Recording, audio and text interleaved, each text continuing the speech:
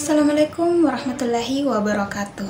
Halo semuanya, bagaimana kabar kalian? Semoga tetap sehat, semangat, dan bahagia ya. Kali ini saya akan membahas kalimat simpleks dan kalimat kompleks. Tentu saja bersama dengan saya Noprianti. Sebelum membahas mengenai kalimat simpleks dan kalimat kompleks, saya ingatkan mengenai fungsi dalam kalimat, karena ada hubungannya dengan kalimat yang akan kita bahas. Fungsi dalam kalimat itu ada 4 ya, subjek, predikat, objek, dan keterangan. Jadi nanti kalimat simpleks dan kompleks itu adalah fungsi kalimat ini tadi. Ada subjek, predikat, objek, dan keterangan. Mulai ya, kita akan membahas yang pertama mengenai kalimat simpleks. Kalimat simpleks merupakan kalimat yang terdiri atas satu klausa atau satu struktur predikat. Klausa adalah gabungan dua kata atau lebih yang menduduki dua fungsi atau lebih. Jadi, klausa itu pasti terdiri atas dua kata minimal dan terdiri atas dua fungsi minimal. Ingat, fungsi tadi ada subjek, predikat, objek, dan keterangan. Jadi, kalau misalnya klausa terdiri atas fungsi subjek dan predikat, itu boleh. Klausa terdiri dari subjek, predikat, objek juga boleh. Klausa terdiri dari subjek, predikat, objek, keterangan juga boleh banget. Jadi, klausa itu bedanya dengan kalimat adalah kalau klausa itu biasanya tidak diakhiri dengan tanda baca, sedangkan kalimat itu diakhiri dengan tanda baca. Kemudian, apa sih ciri-ciri dari kalimat simpleks? Nah, yang pertama, ciri dari kalimat simpleks memuat satu klausa lengkap yang boleh terdiri dari subjek predikat atau subjek predikat objek atau subjek predikat objek keterangan. Jadi, tadi sudah saya sebutkan bahwa boleh sekali terdiri atas subjek, predikat, objek, dan keterangan. Yang penting fungsinya minimal adalah subjek dan predikat. Contoh, untuk contohnya yang pertama, saya membaca buku. Subjeknya adalah saya, predikatnya adalah membaca, dan objeknya adalah buku.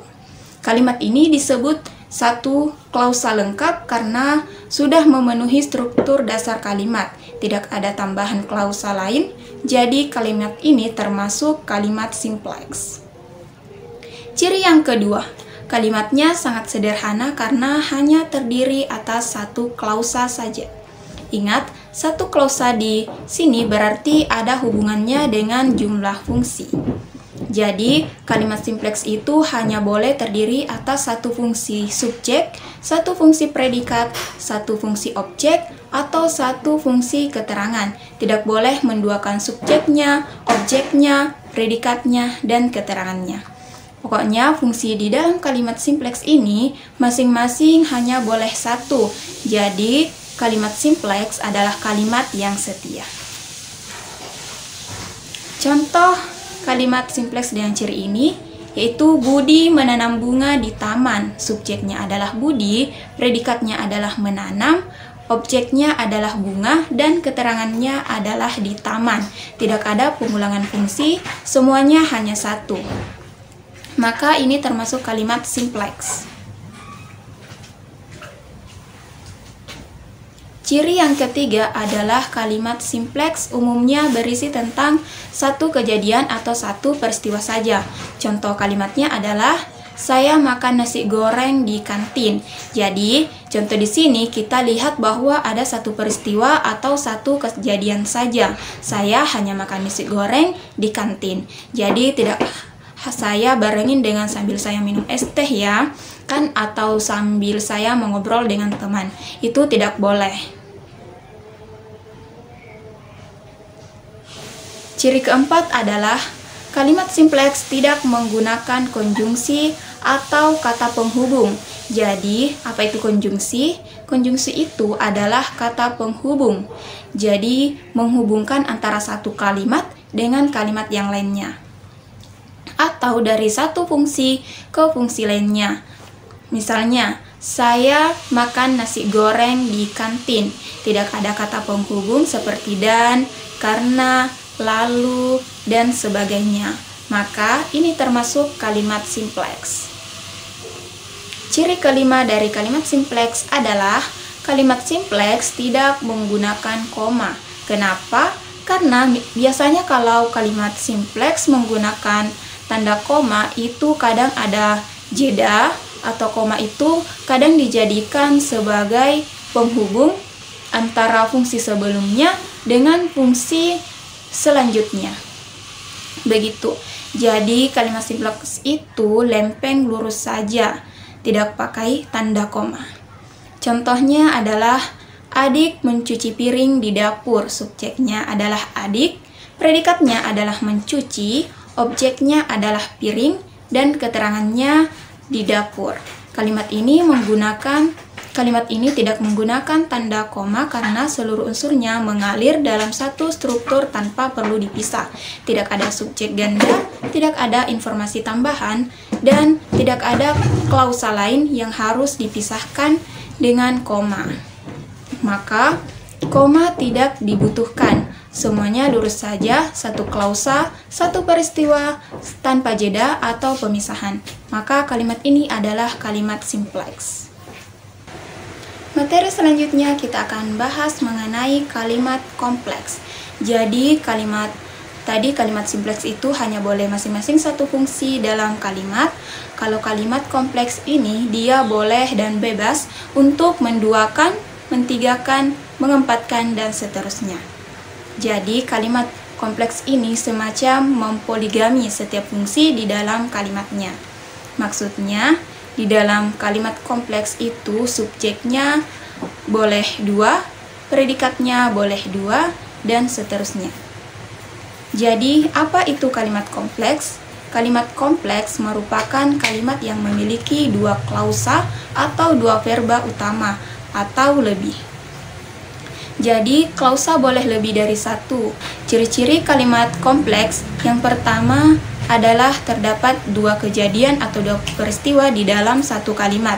Jadi, di dalam kalimat tersebut sangat boleh ada 2 kejadian yang dituliskan secara bersamaan. Ciri yang kedua adalah struktur di dalam kalimat kompleks itu biasanya ada tanda baca atau menggunakan konjungsi atau kata penghubung. Kalian tahu kan konjungsi itu apa? Konjungsi atau kata penghubung itu seperti dan, atau, lalu, kemudian, karena, meskipun, dan lain-lain. Kemudian ciri yang ketiga adalah memiliki 2 atau lebih subjek ataupun predikat di dalam kalimat. Jadi subjeknya boleh lebih dari 1. Contoh dari kalimat kompleks adalah pertama, dia pergi ke pasar dan saya menunggu di rumah. Kalimat tersebut memiliki 2 subjek, 2 predikat. Subjek pertama adalah dia, predikatnya pergi ke pasar. Subjek kedua adalah saya, dan predikatnya menunggu di rumah. Terdapat 2 kejadian atau 2 peristiwa. Kejadian pertama adalah dia pergi ke pasar, dan kejadian kedua adalah saya menunggu di rumah. Kalimat ini menggunakan penghubung kata dan untuk menghubungkan 2 kejadian. Contoh kedua, saya ingin membeli buku, tetapi saya harus menyelesaikan tugas terlebih dahulu. Kalimat ini memiliki 2 subjek dan 2 predikat. Subjek pertama adalah saya, predikatnya ingin membeli buku. Subjek kedua juga saya, dan predikatnya harus menyelesaikan tugas. Terdapat 2 kejadian atau peristiwa, yaitu kejadian pertama, saya ingin membeli buku, dan kejadian kedua adalah saya harus menyelesaikan tugas terlebih dahulu. Kalimat ini menggunakan kata penghubung tetapi yang menunjukkan adanya pertentangan antara 2 klausa. Kalimat kompleks memiliki 2 jenis. Yang pertama adalah kalimat kompleks parataktik. Kalimat kompleks parataktik ini juga disebut sebagai kalimat majemuk setara. Konjungsi yang ada di dalam kalimat kompleks parataktik atau kalimat majemuk setara Contohnya adalah dan, atau, tetapi, sedangkan. Contoh kalimatnya yaitu Saipul membeli daging ayam dan ikan di pasar. Terdapat dua klausa atau peristiwa. Klausa pertama adalah Saipul membeli daging ayam, dan klausa kedua adalah ikan di pasar. Konjungsi yang digunakan adalah dan yang menghubungkan dua klausa yang setara. Kedua klausa tersebut saling melengkapi dan memiliki arti yang setara dalam satu kalimat. Contoh selanjutnya adalah saya masih bingung memilih antara kamu atau dia. Kedua klausa tersebut memiliki kedudukan yang sama, yaitu sebagai pilihan yang saling berkaitan. Klausa pertama adalah saya masih bingung memilih, dan klausa kedua adalah kamu atau dia. Konjungsi yang digunakan adalah atau yang menunjukkan pilihan antara dua opsi. Jenis kalimat kompleks yang kedua adalah kalimat kompleks hipotatik. Kalimat kompleks hipotatik ini disebut juga sebagai kalimat majemuk bertingkat. Jadi, kalimat majemuk bertingkat itu biasanya ditandai dengan adanya induk kalimat dan anak kalimat, atau ada klausa atasan dan klausa bawahan.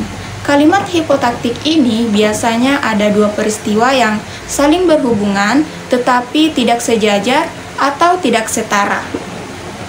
Konjungsi yang digunakan adalah jika, karena, sehingga, dan lain-lain.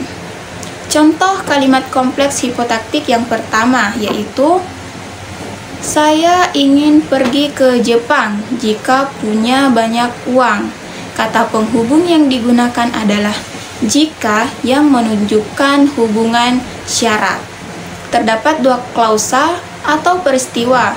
Klausa pertama adalah saya ingin pergi ke Jepang yang merupakan induk kalimat, dan klausa kedua adalah jika punya banyak uang yang merupakan anak kalimat.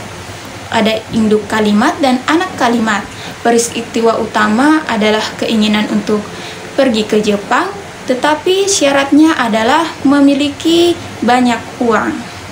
Jadi, kedua klausa ini tidak sejajar dan klausa anak kalimat memberikan informasi tambahan tentang kondisi yang harus dipenuhi. Jadi, saya ulangi lagi bahwa tadi kalimat simpleks adalah kalimat tunggal dan kalimat kompleks disebut juga kalimat majemuk. Itulah tadi pembahasan dari saya mengenai kalimat simpleks dan kalimat kompleks. Semoga apa yang saya sampaikan bisa bermanfaat bagi saya dan kalian. Sekian pembahasan dari saya mengenai kalimat simpleks dan kalimat kompleks. Apabila ada kesalahan dan kekurangan, saya mohon maaf. Terima kasih. Wassalamualaikum warahmatullahi wabarakatuh.